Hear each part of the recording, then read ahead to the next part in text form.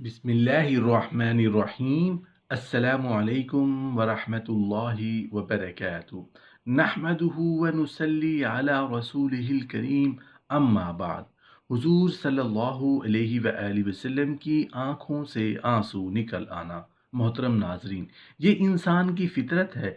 अल्लाह ने इंसान की सृष्टि में रखा है कि जब किसी इंसान को दुख होता है, अफसोस होता है, कोई गम होता है, कोई नुकसान होता है, तो वो फितरती तौर पर गमगीन भी होता है और आंखों से आंसू भी निकल पड़ते हैं। लेकिन ऐसा रोना सिर्फ अपने लिए होता है क्योंकि अपना नुकसान हुआ होता है। लेकिन उस रोने का मजा तब है जब वो रोना किसी दूसरे के लिए हो। जिंदगी जीने का मजा तब है जब दूसरों के गमों को देखकर इंसान गमजदा हो जाए। सैयदना सिद्दीक अकबर रजी अल्लाह अन्हु फरमाते हैं कि एक मर्तबा रसूल अल्लाह सल्लल्लाहु अलैहि वसल्लम रास्ते से गुजर रहे थे कि बिलाल रजी अल्लाह अन्हु को मार पड़ रही थी। रसूल अल्लाह सल्लल्लाहु अलैहि वसल्लम की आंखों में आंसू आ गए। बेखबर हो जो गुलामों से वो आका क्या है। रसूल अल्लाह सल्लल्लाहु अलैहि वसल्लम की आंखों में आंसू आए और आपने दुआ फरमाई, या अल्लाह मेरे बिलाल को निजात दे दे। रसूल अल्लाह सल्लल्लाहु अलैहि वसल्लम ये कहकर गुजर गए। हरम शरीफ के एक कोने में बैठकर रसूल अल्लाह सल्लल्लाहु अलैहि वसल्लम रो रहे थे। जनाब सिद्दीक अकबर रजी अल्लाह अन्हु ने कहा, हुजूर सल्लल्लाहु अलैहि वसल्लम क्या हुआ? फरमाया, अबू बकर सोच रहा हूँ खुदा अगर मुझे पैसे दे तो मैं बिलाल को खरीद लूँ, सोच रहा हूँ। जनाब अबू बकर सिद्दीक रजी अल्लाह अन्हु घर गए। घर जाके हज़रत अब्बास को भेजा कि उमैया मेरा मुखालिफ है, मुझसे वो बात नहीं करेगा। आप जाइए, आप जाके कहिए बिलाल को बेच डाले। हज़रत अब्बास ने जाके कहा बिलाल को बेच दो।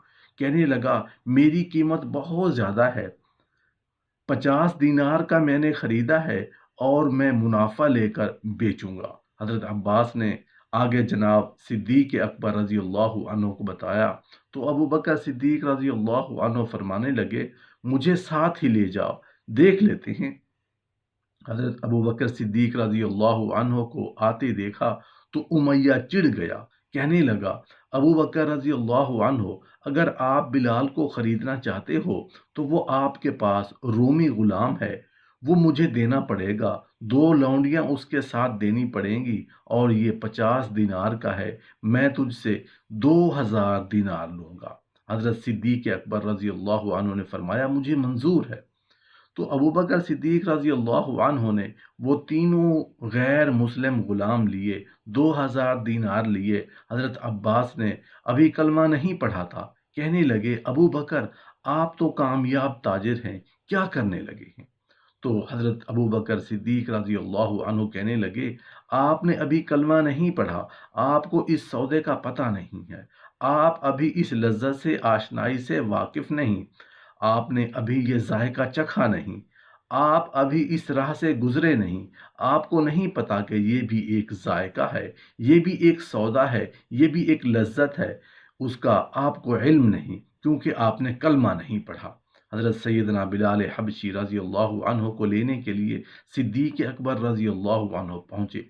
2000 दीनार, 3 गुलाम, पढ़े लिखे, सयाने समझदार। और जब देने का उमैया खिलखिला के हंसा, कहने लगा, अबू बकर बड़े घाटे का सौदा किया है आपने, ये पढ़ा लिखा मुझे दे के जा रहे हो और ये अनपढ़ लेके जा रहे हो, ये खूबसूरत रोमी गुलाम दे के जा रहे हो और ये हबशी काले रंग का तो लेके जा रहे हो और 50 दीनार का गुलाम तो 2000 दीनार में लेके जा रहे हो। इतने घाटे का सौदा, इतनी बड़ी नादानी।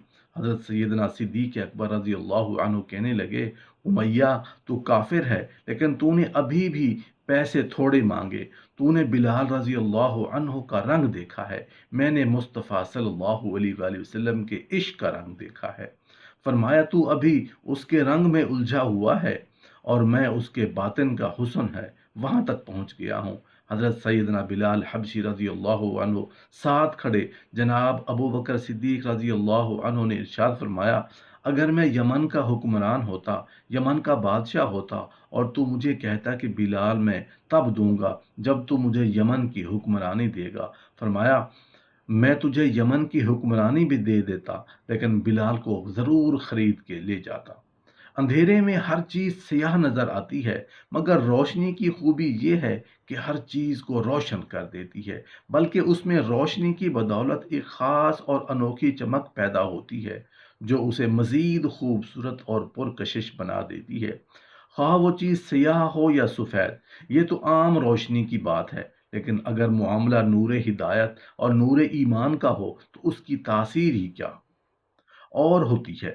اس سے نہ صرف ظاہر بلکہ باطن بھی چمک اٹھتا ہے اور مقدر کا ستارہ جگمگا اٹھتا ہے۔ یہ نور ایمان کا ہی اثر تھا کہ حبشہ کے حبشی و نسل سیاہ رنگ والے غلام ابن غلام بلال رضی اللہ عنہ بن رباح پر ایمان کی روشنی کی کرنیں پڑیں تو اس کے مقدر کا ستارہ جگمگا اٹھا اور وہ مقام و مرتبہ ملا کہ عرش والوں کو بھی یہ عظمت نہ مل سکی۔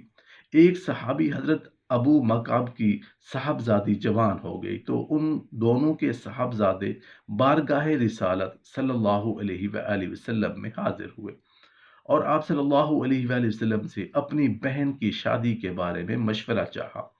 رسول اللہ صلی اللہ علیہ وآلہ وسلم نے فرمایا، بلال کے بارے میں تمہارا کیا خیال ہے؟ اس پر وہ دونوں بھائی خاموش ہو گئے اور واپس چلے گئے۔ دوسری بار اس غرض سے پھر حاضر خدمت ہوئے۔ اس بار بھی رسول اللہ صلی اللہ علیہ وآلہ وسلم نے سیدنا بلال حبشی کا ہی نام لیا، پھر وہ خاموش ہو کر واپس چلے گئے۔ جب تیسری بار بارگاہ اقدس میں حاضر ہوئے تو رسول اللہ صلی اللہ علیہ وآلہ وسلم نے سیدنا بلال حبشی کا نام تجویز کیا۔ اس بار بھی انہوں نے خاموشی اختیار کی تو رسول اللہ صلی اللہ علیہ وآلہ وسلم نے انہیں خاموش دیکھ کر فرمایا، تم بلال کو کیوں فراموش کر رہے ہو؟ وہ اہل جنت میں سے ایک ہیں۔ رسول اللہ صلی اللہ علیہ وآلہ وسلم کی اس فرمان کے آگے انہوں نے اپنی خوشی سے سر خم تسلیم کر لیا اور بے حد خوش ہوئے۔ اس طرح ابو مکعب کی صاحبزادی کی شادی سیدنا بلال رضی اللہ عنہ سے ہو گئی۔ یوں سیدنا بلال حبشی رضی اللہ عنہ کی ازدواجی زندگی کا آغاز ہوا، لیکن اپنے آقا صلی اللہ علیہ وآلہ وسلم کی خدمت میں اور دینی معاملات میں ہرگز اسے حائل نہیں ہونے دیا۔ روایات کے مطابق سیدنا بلال حبشی رضی اللہ عنہ نے اپنی زندگی میں متعدد نکاح کیے، مگر انہوں نے کوئی جانشین یا وارث نہیں چھوڑا۔